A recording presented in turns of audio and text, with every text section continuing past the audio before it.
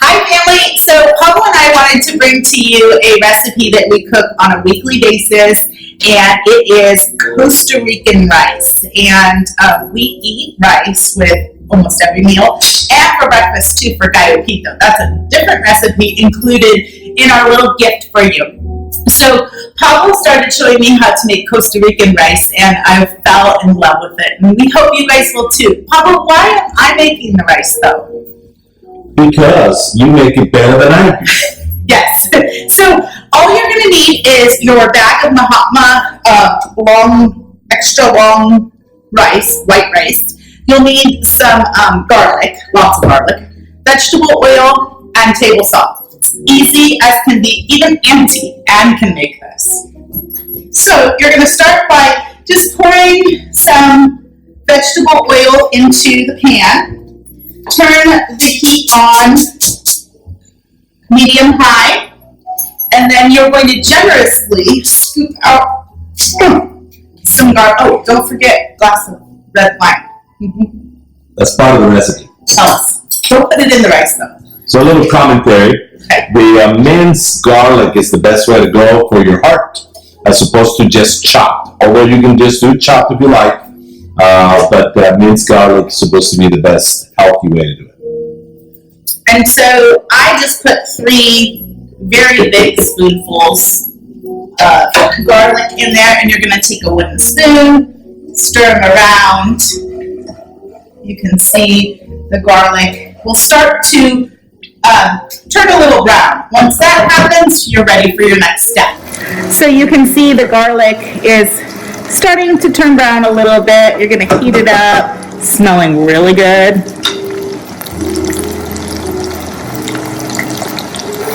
So then Karen's got in there a good 4 tablespoons of oil, and then she went crazy with the garlic. You may use as much garlic as you like. The more the better. We got to keep our hearts good. You think it's about ready for the rice? See how it's turning golden brown? Yeah. It's about ready now. You do it too long, the garlic will stick together. So now, I'm going to take the whole bag of rice, dump it in, and stir it around. Try and get all the rice to get oil on it.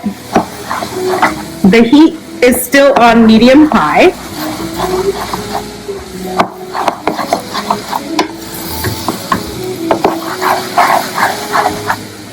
And while I'm doing this phase, once I get it all mixed up, I like to turn the water on to make sure it's hot for when we're ready for it.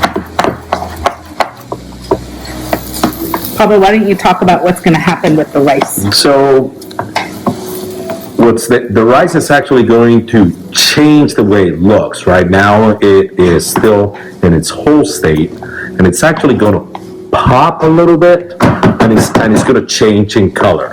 So you'll be able to see the rice changing in color, get maybe a little bigger, and that's about the time that you'll be able to put the water in. I have the water running in the background because you want it to be hot when you put it in the rice. So you're just kind of constantly flipping the rice until you see it'll start to turn white and kind of, Pablo says pop, but you won't hear it pop. It'll just change. So just wait for that to happen. Okay, so I've been stirring the rice around. It's starting to turn colors. And remember, Grandma used to say there would be burnt bullets in her rice. I'll talk about that later, but you don't want to get burnt bullets. So I think it's ready to go for water. And so what I'm going to do is I'm going to salt before water. That's really important. Sometimes I forget that. And the way I do the salt is I just open the sea salt up and I sprinkle a very healthy layer on the top. Mix it all in, and then you'll also get the opportunity to mix it in the water. So I'm going to bring it over to the water. Okay, so I'm just going to cover the rice with a good 2 inches of water. 2 inches of water.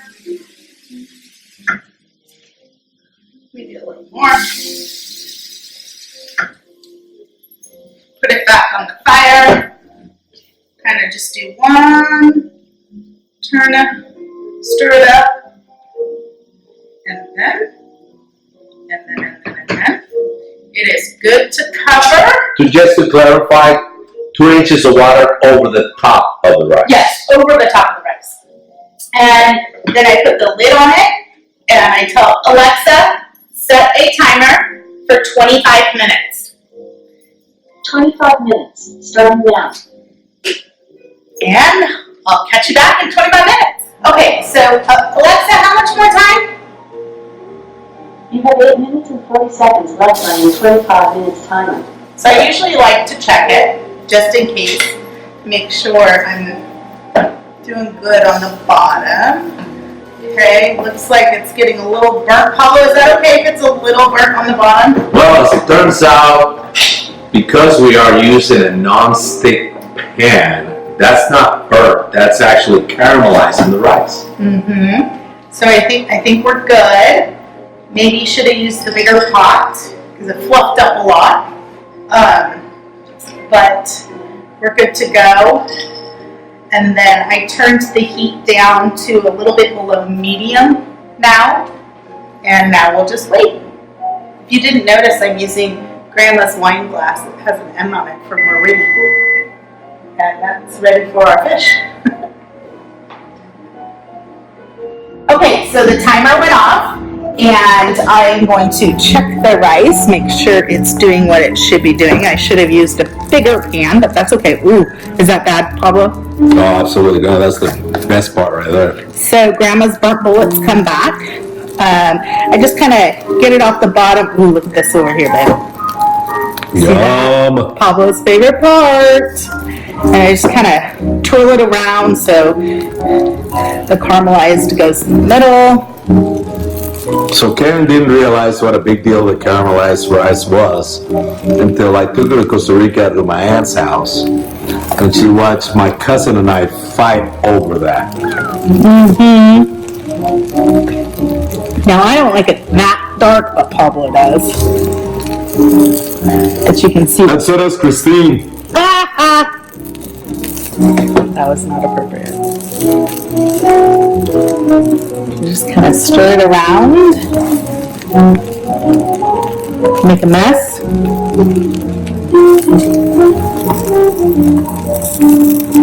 Uh-oh, Pablo, look at that. That's perfect. So I'm gonna flip the pot. It looks like that side's getting a little more heat. Okay, and then I just put it on low and leave it with the lid on until dinner's ready. And then we'll see you back in the morning with gallo pinto.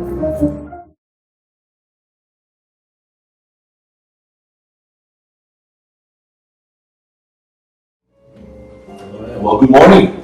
So, a typical Costa Rican breakfast, it's kind of a funny thing. I mean, we have what most other Western cultures utilize, but typically we like to use our rice for breakfast as well. So, you learned how to make the rice with Karen yesterday. Today, you're going to learn how to make gallo pinto. And so, gallo pinto is one of the traditional breakfasts. Essentially, we take the rice that was made from the day before. We take black beans that were made also probably for the day before. Karen typically makes the black beans in a pressure cooker, otherwise it'll take forever to make. Without a pressure cooker, it'll take you from watering the beans overnight, soaking them overnight, to slow cooking them for over a day. But with a pressure cooker, that minimizes the time to maybe about an hour or so. And so that's another. That would be another show for another day. So, for the gallo pinto, you're going to need olive oil, you'll need rice, black beans that are already cooked, and you're going to need the secret ingredient, which is salsa lisano. Salsa lisano is a Costa Rican product, and you can see that on your gift bag as well. All right, so let's get started. We're going to put in about Typically, I use it's a non-stick pan. I have a smaller wok. I have a bigger one, but for the two of us, this one is just the right size. I put in about a teaspoon of olive oil, if that, maybe just a little bit of that. We'll get it going on a high flame, and then we're going to get going with our rice first, beans next, and then salsa Lizano after that. So while the pan is heating up with the oil, we'll make sure that the rice is ready to go. So typically the rice the night before, it's a little clumpy, so you want to break it up just enough so you can get it into the wok.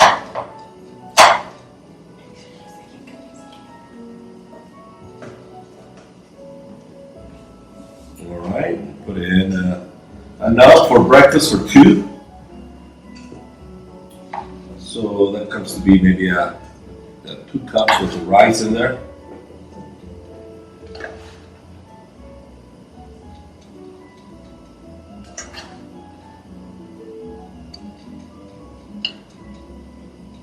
For those of you who've been to Costa Rica, you'll remember gallo pinto because they force feed it to you every morning at all the resorts.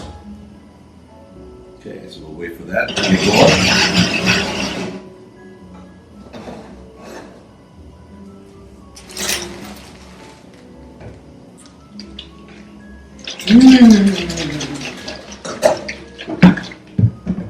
Thank you.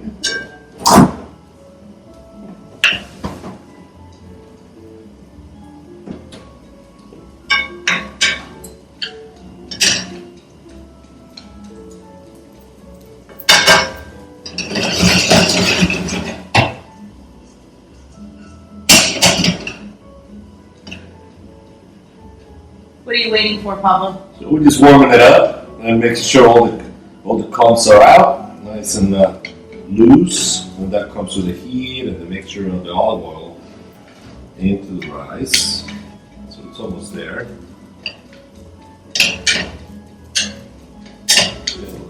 Close it down pretty much. Okay, now we can add the beans.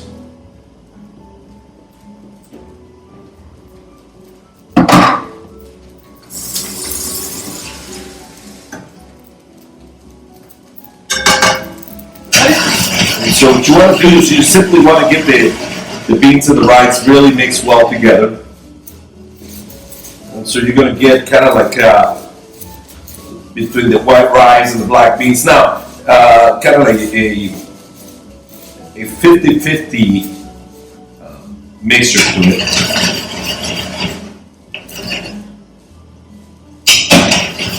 Almost there. Also, this red beans are really good with the gallo pinto. Also pretty common in Costa Rica. Not so much here in the States to find red beans, but definitely also as well. I particularly enjoy the taste of the black beans best. And Pablo, if we don't have time to make the beans, what do we do? You can also find canned black beans. That'll work. All right. So again, cook it on high. The beans have been mixed. And now it's time for the secret sauce, salsa Lizano. This is where the magic happens. Yeah, and then you want to put in, for 2 cups, I recommend at least 3 tablespoons of salsa Lizano, at least. Once you realize how much you like to taste, then you can add or take away depending to your own taste. But at least 3 cups of salsa Lizano. And again, we're going to mix that really well.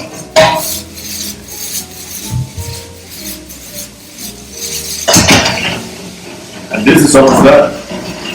So right about now, I start frying some eggs to put on top.